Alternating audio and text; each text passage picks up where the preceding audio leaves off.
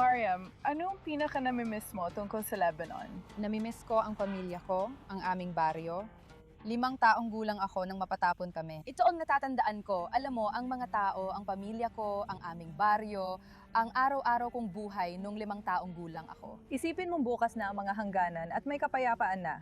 Ano ang unang gagawin mo pagdating mo sa Lebanon? Siyempre, bibisitahin ko ang puntod ng tatay ko at pati na rin ng lola ko.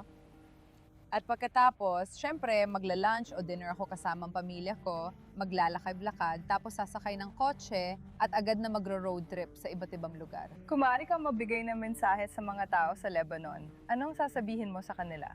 Talagang umaasa at nananalangin ako na ang mga tao sa Lebanon ay makalaya mula sa mga dayuhang kapangyarihan na kumukontrol sa aming bansa ngayon. At sana ay magawa nilang buuin ang isang malayang Lebanon, isang kamanghamanghang Lebanon, isang Lebanon na pinapangarap nating lahat, na umuunlad at may kapayapaan kasama ang lahat ng kanyang mga kapitbahay. Ano sa tingin mo ang isang bagay na parehong magugustuhang maranasan ng magkasama ng mga Israeli at mga Lebanese? Sa tingin ko, kalikasan. Sasabihin ko na kung may isang bagay na gusto kong makita na sabay na nararanasan ng mga Lebanese at Israeli, mag-party ng magkasama. Totoo, bawat pagtitipon ay nagiging party sa isang pamilyang Lebanese. At umaasa kaming mapatuloy namin kayo dito sa Israel, mga Lebanese, mga Israeli, magkakasama, umiinom ng beer, nag-e-enjoy ng kanafe, at basta nag-e-enjoy sa buhay ng magkakasama.